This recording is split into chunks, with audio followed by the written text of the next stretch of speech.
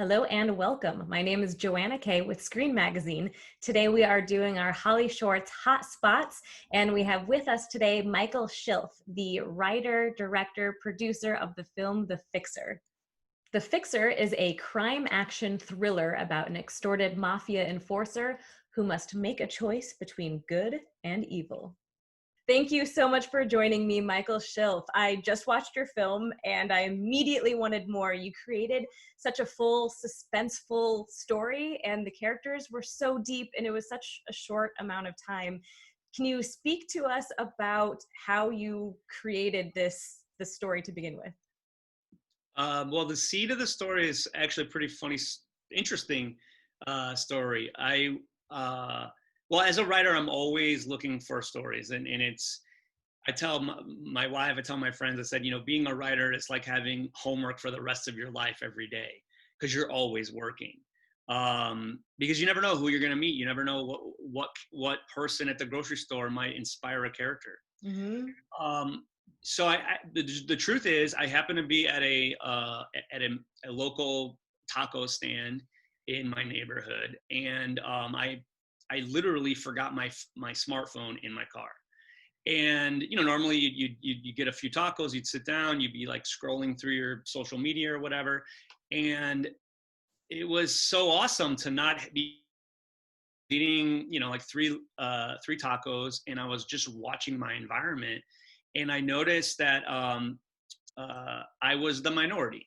As a Caucasian male of European descent, I was surrounded by Latinos, and I'm very comfortable in that environment. My wife is Mexican. I married into an ethnic family, and I understand definitely what it the struggles of being introduced, of being included, and eventually being accepted into a really specific group, right? So I was an outsider that eventually was accepted. I remember many instances where I was in a garage with my father-in-law watching a boxing match surrounded by 30 other Mexican guys in their 50s and 60s. So I knew that very well. Yeah. I just thought, like, what a cool story, because this idea of acceptance as a theme is something I think that a lot of people resonate with. It doesn't have to be about ethnicity or about culture, but acceptance in general. But I wanted to make a genre film. And so I thought, okay, what would be the best way to illustrate that theme? I thought, and I like thriller, I like crime. So I decided to make a crime story, and the family was going to be a mafia family. So I wanted to have a character that was an outsider, that was accepted into this Mexican mafia family. Awesome. I love that story, and I love that it was started based around at a taco shop, and you infused food into the film as well. That's right. Which brings me to yeah, exactly. So the story was so suspenseful. It was such a crime thriller, but you have these amazing moments of levity that mainly come through Danny Trejo.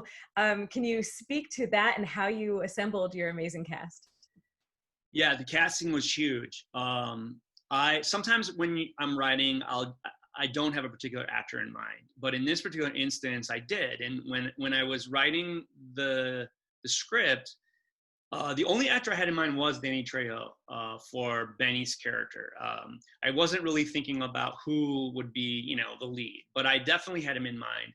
And sometimes that can help really create the character, because as I was writing, I thought it would be really fun to see Danny in a different light. Because you say Danny Trejo, you're either going to probably think Machete or, Trejo's Tacos if you live in LA. Mm-hmm. So,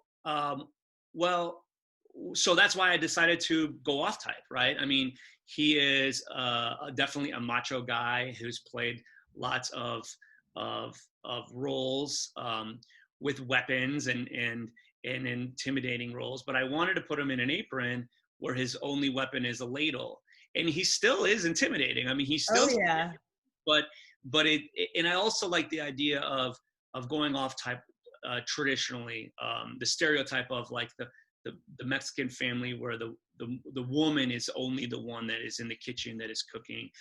And it's just not true. I mean, there's lots of Mexican men that cook as well, right? So now getting Danny, though, is a whole different story. So once I finished the script, I never really thought I'd get in. But fortunately, I have representation, and that's really the only way you can get to high level talent is through the gatekeepers. And it took about 5 weeks of a lot of back and forth between my management and his agent. But at the end of the day, he said yes. And it was an awesome day. I was very excited because I knew I would have, not only would Danny be able to be star talent, but also it would help market the film too. But I had now a different kind of a problem because originally the budget was, I had a certain budget, and then when we got Danny, the budget tripled. And I can't get into the details of why that happened, but it happened. Danny Trejo is much more than an actor. He's a brand.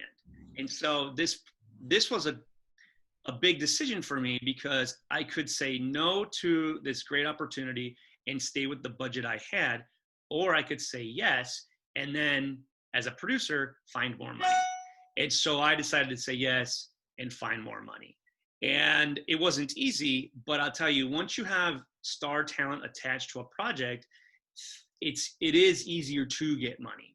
It is easier to attract other really high quality talent. I was able to get A-list talent for crew because crew members were willing to work for less because attached to a project they believed in with really good writing, but also with talent. Hitchcock said that the three most important parts of a film are the script, and the script.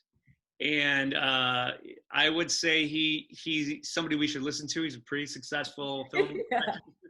But it's really true. I mean, there's so many filmmakers out there, especially aspiring filmmakers, and they surround themselves with tools of technology. Okay, and to be honest, that stuff's important, but it's not as important as the story.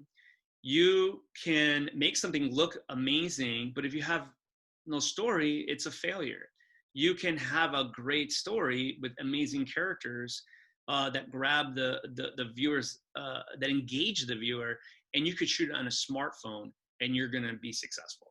Yeah, absolutely. I mean, that's great advice for filmmakers, and lucky for us as the audience, you had all of the above. The script was there, the scoring was amazing, cinematography, acting, everything was there. And as I mentioned, we want to see more. I need to know what happens with this story. What are your plans with this short? Yeah, the short definitely ends on a cliffhanger. That's done by design because I always, the initial intention was to make this as a proof of concept. In my case, I wanted to make a series. So I wrote the pilot script. I have the series Bible. It's an 8-episode series arc, ideal for like a streaming network like Amazon Prime or Netflix, or even like an HBO. So the plan is to take, but I also wanted to make a short. A lot of times proof of concepts aren't self-contained with their own narrative. So I decided that if I'm going to do this, I want the short to be its own entity. I want it to still be able to succeed on its own. It's its own narrative, its own story. It has a beginning, middle, and end, and it can succeed on the film festival circuit. While at the same time, I can use it to help pitch the series. So, the end of the year, it's going through the film festival circuit. And then after the holidays in January, my representation and I will go out to networks and start pitching this series. Amazing. Well, I wish you all the success in the world with this. And I do hope Tuesday the Dog makes an appearance. And everybody, you can see this film in the Crime Scene block at 10 p.m. Pacific on Thursday, November 12th at HollyShorts Film Festival. Thank you, Michael Schilf, so much for chatting with me today. I really appreciate your time. Thank you very much. Thank you. Take care.